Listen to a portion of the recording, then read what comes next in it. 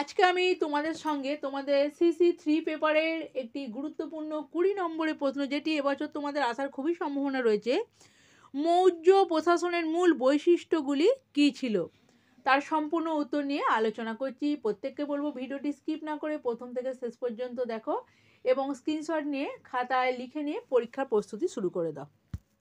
সর্বপ্রথম একটি দক্ষ সুপরিকল্পিত শাসন ব্যবস্থা গড়ে তোলেন মৌর্য সম্রাটগণ। সমকালীন ও বর্তমানকালের বিভিন্ন পণ্ডিত ও ঐতিহাসিক এই শাসন ব্যবস্থার প্রশংসা করেছেন। ডক্টর ভিনসেন্ট স্মিথ মনে করেন যে মৌর্য শাসন ব্যবস্থা আকবর প্রবর্তিত শাসন ব্যবস্থার চেয়েও উন্নত ছিল। এই শাসন ব্যবস্থার মূল কাঠামোটি গঠন করেন চন্দ্রগুপ্ত মৌর্য। পরবর্তীকালে অশোক তাতে কিছু সংযোজন করেন। এরপর আমরা প্রশাসনিক স্তর বিন্যাস দেখব। বিশাল মৌর্য সাম্রাজ্যের সুদক্ষ শাসন ব্যবস্থা প্রণয়নের জন্য সাম্রাজ্যটি কতকগুলি প্রশাসনিক স্তরে বিভক্ত ছিল। সমগ্র সাম্রাজ্য কয়েকটি প্রদেশে বিভক্ত ছিল। প্রদেশগুলি আবার কতকগুলি বিষয় বা আহার বা জেলায় বিভক্ত ছিল। জেলাগুলি অসংখ্য গ্রামে বিভক্ত ছিল। স্বায়ত্তশাসিত গ্রাম ছিল মৌর্য শাসনের সর্বনিম্ন স্তর। এবার কেন্দ্রীয় শাসন ব্যবস্থা দেখো। মৌর্য শাসন ব্যবস্থায় সম্রাট ছিলেন সর্বোচ্চ ক্ষমতার অধিকারী। তিনি আইন, শাসন, বিচার, রাজস্ব ও সামরিক বিভাগের কাজকর্মের তত্ত্বাবধান করতেন। এজন্য মেগাস্থিনিস চন্দ্রগুপ্তের শাসন ব্যবস্থাকে কেন্দ্রীভূত আমলাতন্ত্র বলে অভিহিত করেছেন। তবে স্বৈরাচারী হলেও সম্রাট কখনোই স্বেচ্ছাচারী ছিলেন না। তিনি শাসনকার্য পরিচালনায় মন্ত্রিপরিষদ ও অন্যান্য উচ্চপদস্থ রাজকর্মচারীদের পরামর্শ নিতেন। মন্ত্রিমণ্ডলী ছাড়াও অধ্যক্ষ, বলাধ্যক্ষ, নগরাধ্যক্ষ প্রমুখ রাজকর্মচারী রাজাকে বিভিন্ন বিষয়ে পরামর্শ দিতেন। বিভিন্ন রাজকর্মচারী মৌর্য শাসন ব্যবস্থায় সহায়তা করতেন।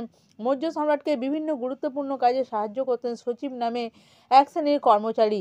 সচিবদের মধ্যে যারা দক্ষতা ও অভিজ্ঞতায় অগ্রবর্তী ছিলেন তারা মন্ত্রী পদে নিযুক্ত হতে পারতেন। তারা রাজাকে শাসন ও পররাষ্ট্র বিষয়ে পরামর্শ দিতেন এবং যুদ্ধক্ষেত্রে রাজার সঙ্গী হতেন। মন্ত্রীদের নিচের স্তরে ছিল মন্ত্রিপরিষদ নামে একটি পরামর্শদাতা সভা। এর সদস্যরা রাজাকে জরুরি অবস্থায় সময় পরামর্শ দিত। তবে এই পরামর্শ গ্রহণ করা বা না করা রাজার ইচ্ছাধীন ছিল। অমাত্য রাজস্ব, অর্থ, বিচার, প্রশাসন প্রভৃতি বিভাগের দায়িত্ব পালন করতেন। অধ্যক্ষ ছিলেন সরকারের বিভিন্ন বিভাগের প্রধান। রাজস্ব বিভাগের প্রধান ছিলেন সমাহর্তা।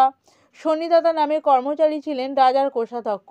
এছাড়া অন্যান্য উল্লেখযোগ্য রাজকর্মচারীদের মধ্যে ছিলেন করণিক, পুরোহিত, দৈবারিক, প্রতিবেদক, দুর্গাপাল, গুপ্তচর প্রমুখ। শাসনকার্য পরিচালনার সুবিধার্থে সাম্রাজ্যকে কয়েকটি প্রদেশগুলিকে বিভিন্ন জেলায় এবং জেলাগুলিকে বিভিন্ন গ্রামে বিভক্ত করা হয়েছিল।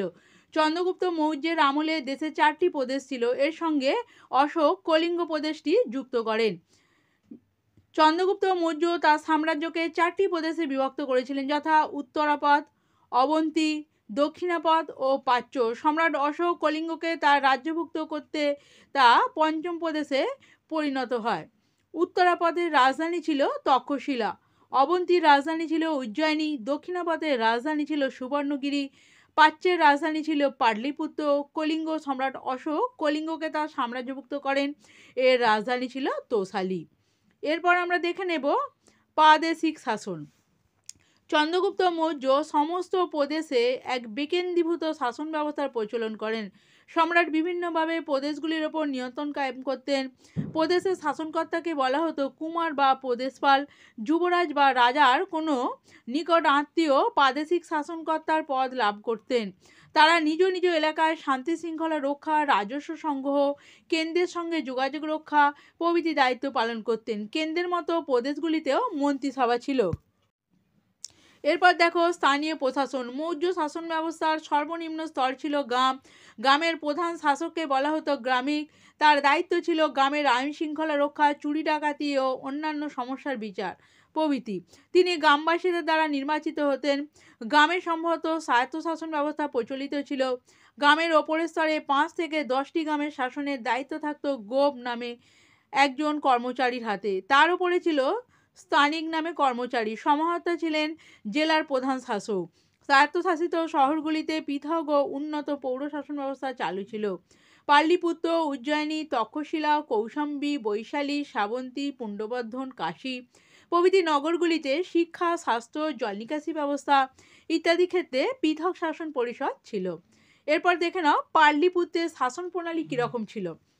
বিভিন্ন ঐতিহাসিক মৌর্য সম্রাটদের নগর শাসনের ভূয়সী প্রশংসা করেছেন। গ্রিক লেখক মেগাস্থেনিসের বর্ণনা অনুযায়ী পাটলিপুত্রে ছিল 9.5 মাইল দীর্ঘ ও প্রায় 2 মাইল প্রস্থ বিশিষ্ট এক বিশাল নগরী। পাটলিপুত্রে শাসন পরিচালনার জন্য একটি পৌর বোর্ড বা পৌর পরিষদ ছিল। এই বোর্ডের সদস্য সংখ্যা ছিল 30 জন। বোর্ডকে 6টি ভাগে বিভক্ত করা হয়েছিল। এর প্রতিটিতে 5 জন করে সদস্য ছিলেন। প্রতিটি বিভাগ নগর শাসনের প্রত্যেক 6টি দায়িত্ব পালন করতেন। এই 6টি বিভাগ হলো: 1 নম্বর শিল্প পরিচালনা, দেখো বিদেশিদের আপ্যায়ন, 3 নম্বর দেখো জন্ম মৃত্যুর হিসাব সংরক্ষণ, 4 নম্বর ব্যবসা বাণিজ্য নিয়ন্ত্রণ, 5 নম্বর হচ্ছে পণ্য সামগ্রী বিক্রি তদারকি, 6 নম্বর হচ্ছে বিক্রিত দ্রব্যের ওপর 1/10 ভাগ হারে শুল্ক আদায় করা। এরপর দেখে নাও সামরিক ও গুপ্তচর ব্যবস্থা।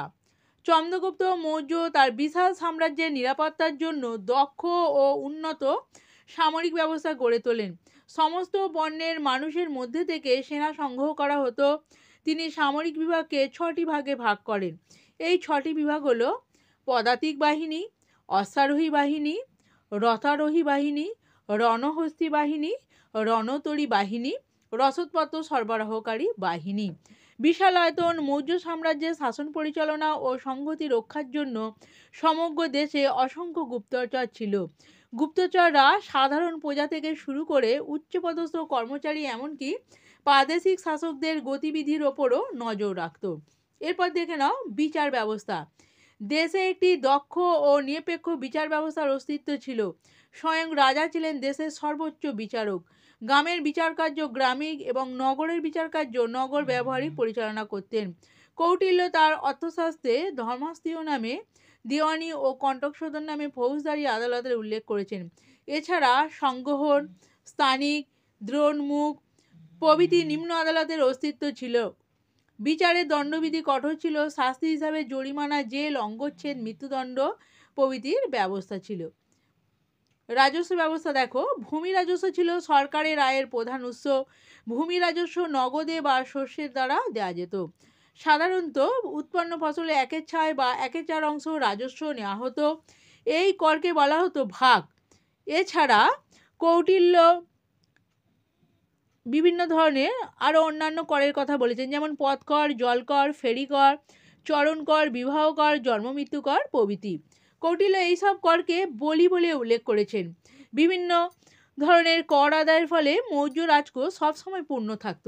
কর্মচারী ও সৈন্যদের বেতন, জনকল্যাণমূলক কাজ, সেচ প্রভৃতি ক্ষেত্রে এই অর্থের একটা বড় অংশ ব্যয় হতো।